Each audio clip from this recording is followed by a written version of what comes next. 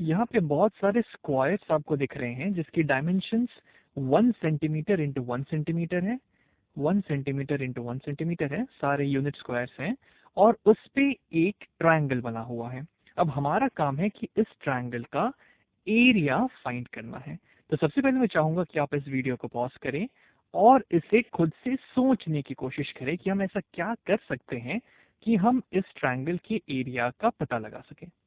अगर मुझसे कोई ट्रायंगल का एरिया निकालने के लिए पूछे तो सबसे पहले मैं चाहूंगा कि वो मुझे उस ट्रायंगल का बेस और हाइट बता दे। अब इस ट्रायंगल का ना तो मुझे कोई बेस पता है ना तो मुझे उसकी हाइट पता है, लेकिन क्या मैं पता कर सकता हूँ? क्योंकि अगर बेस और हाइट पता चल गया तो मैं इसका एरिया निकाल लूंगा। तो अगर मैं इसे बेस मानता हूँ तो इसके ठीक परपेंडिकुलर यहाँ से मुझे एक लाइन ड्रॉ करनी होगी जो मुझे नहीं पता किधर जाएगी, लेकिन मैं उसका हाइट तो नहीं कैलकुलेट कर सकता, मुझे नहीं पता चलेगी कि इसकी हाइट कितनी है, तो ये आइडिया तो बेकार हो गया। एक चीज मैं ये कर सकता हूँ कि इसको मैं कुछ ऐसे दो ट्रायंगल्स में डिवाइड कर दूं जिसका मुझे हाइट भी पता हो और जिसका मुझे बेस भी पता हो। ये करने का एक तरीका मुझे ये दिख रहा है कि मैं इस ट्रायंगल को यहाँ से इस पार्ट से डिवाइड कर देता हूँ। यहाँ से मैं इस ट्रायंगल को दो पार्ट्स में डिवाइड कर देता हूँ। अब मुझे एक ये ट्रायंगल मिल गया और एक ये ट्रायंगल मिल गया। इस ट्रायंगल की बात करें तो अगर मैं इस ब्लू वाली लाइन को इसका बेस मान लेता हूं तो इसकी लेंथ कितनी हो जाएगी?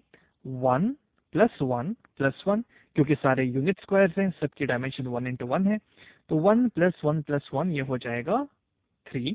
और इसका हाइट ठीक इस बेस के परपेंडिकुलर होगा, मतलब यहाँ से अगर मैं कुछ ऐसे ड्रॉ करूं तो ये इसका हाइट हो जाएगा ठीक स्ट्रेट, ठीक स्ट्रेट इस बेस के परपेंडिकुलर। और उसकी लेंथ क्या मैं पता कर सकता हूँ?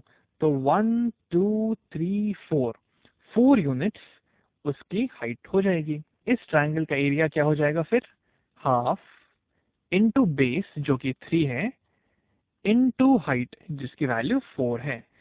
इसकी वैल्यू आ जाएगी हाफ इंटू 3 इंटू 4, यानी 3 4 12, 12 बाई 2 6, 6 स्क्वायर यूनिट्स के बराबर इसकी एरिया होगी, इस ट्रायंगल की एरिया।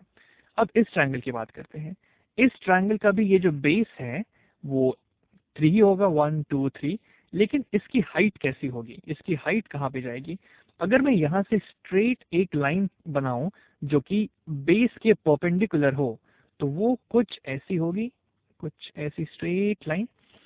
और अगर मैं इस बेस को एक्सटेंड करूं तो ये आगे यहाँ पे मिलेगी और ये दोनों 90 डिग्री पे होंगे। क्या मुझे इस हाइट की वैल्यू पता है? तो मैं देख सकता हूँ ये है 1 प्लस 1, ये हो जाएगी 2 यूनिट्स। इसकी जो ये हाइट होगी वो 2 यूनिट्स के बराबर होगी। इस ट्रायंगल का एरिया क्या हो जाएगा फिर? इस ट्रायंगल का एरिया हो जाएगा हाफ इंटू बेस, बेस है हमारा 3 इंटू हाइट, हाइट है हमारा 2, तो ये हो जाएगा 3 2 6, 6 बाई 2, यानी कि 3 स्क्वायर यूनिट्स। तो इस पूरे ट्रायंगल की एरिया क्या हो जाएगी? वो इस ट्रायंगल के एरिया के बराबर, इस ट्रायंगल के एरिया के बराबर प्लस इस ट्रायंगल के एरिया के बराबर हो जाएगी, यानी कि 3 प्लस 6, 3 प्लस 6 यानी 9 स्क्वायर यूनिट्स इसकी एरिया हो जाएगी। ये तो हुआ एक तरीका। क्या किसी और तरीके से भी इसे सॉल्व किया जा सकता है? तो मैं चाहूंगा कि आप वीडियो को पॉज करें और दूसरे तरीके के बारे में भी सोचें। जब तक मैं क्या करता हूँ कि इस स्क्रीन को साफ कर देता हूँ। तो ये हमारे यहाँ पे ये वापस से हमें वो ट्रायंगल मिल गया। अगर मैं इसे और ध्यान से देखूं तो मुझे यहाँ पे, तो ये ट्रायंगल मुझे एक रेक्टेंगल का पार्ट लग रहा है। आपको लग रहा होगा मैं क्या बोल रहा हूँ, तो आप इसे बड़े ध्यान से देखिए। ए बी सी डी, अब ये जो ट्रायंगल दिया हुआ है वो इस रेक्टेंगल का पार्ट है, लेकिन ऐसा मैं क्यों कर रहा हूँ? क्या इस रेक्टेंगल से मुझे इस ट्रायंगल का एरिया मिल पाएगा? तो चलिए देखते हैं। एक बात तो पक्की है कि अगर इस रेक्टेंगल का एरिया मैं पता कर लूं, उसमें से अगर मैं इस ट्रायंगल का एरिया, इस ट्रायंगल का एरिया और इस ट्रायंगल का एरिया और इस ट्रायंगल का एरिया सब्ट्रैक्ट कर दूं तो मुझे इस ट्रायंगल का एरिया मिल जाएगा। तो चलिए देखते हैं, एक एक करके कैलकुलेट करते हैं और देखते हैं हमें क्या मिलता है। तो रेक्टेंगल का तो जो एरिया होगा, एरिया ऑफ रेक्टेंगल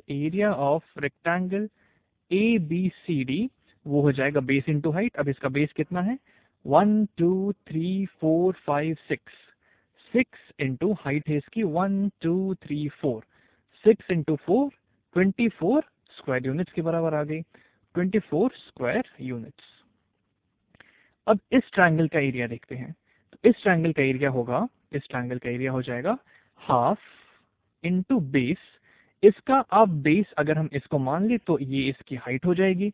अब इसका बेस हो जाएगा 1 2 3 इंटू हाइट 1 2 3 4 5 6, ये इसकी हाइट होगी क्योंकि एक रेक्टेंगल है और इसके सारे एंगल्स 90 डिग्री के बराबर हैं, तो इसका वन ऑफ द साइड्स ही उसका हाइट हो जाएगा, इसलिए इसका एरिया हो जाएगा 6 3 18, 18/2 9।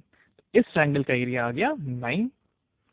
अब इस ट्रायंगल की बात करते हैं, तो इस ट्रायंगल का एरिया हो जाएगा हाफ इंटू बेस। अब इसका बेस है 1 2 3 4, 4 यूनिट्स लंबा और इसकी हाइट है सिर्फ 1 यूनिट लंबी, तो इसका एरिया आ जाएगा 4/2 यानी 2 स्क्वायर यूनिट्स।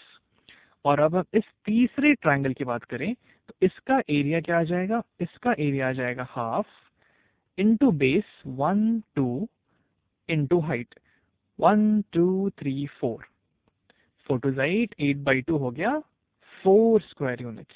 यानी कि इस ट्रायंगल का एरिया पता करने के लिए मुझे टोटल रेक्टेंगल के एरिया में से, टोटल रेक्टेंगल के एरिया में से इस ट्रायंगल का एरिया यानी कि -9, इस ट्रायंगल का एरिया यानी कि -2 और इस ट्रायंगल का एरिया यानी कि -4 करना पड़ेगा। तो मुझे कितना वैल्यू मिल जाएगा, ये हो जाएगा 24 माइनस 9 इंटू 11, 11 और 4 15, और 24 माइनस 15 9 स्क्वायर यूनिट्स इस ट्रायंगल का एरिया फिर से हमें मिल जाएगा।